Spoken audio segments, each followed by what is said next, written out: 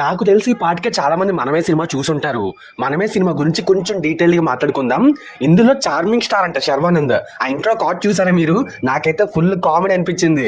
పెట్టుకోవడానికి వేరేమి టైటిల్ దొరకలేదా అన్నట్టు చెప్పడం మర్చిపోయింది. ఇది ఒక రీమేక్ సినిమా.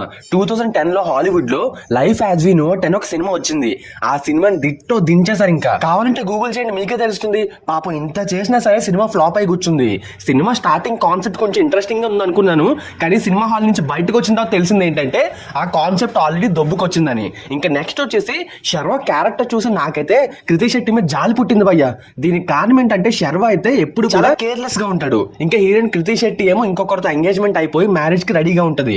పాపం అదేదో వాడినే పెళ్లి చేసుకుని ముందుకెళ్ళిపోయి ఉంటే బాగుంటదేమో అని తన మీద జాలి పుట్టింది.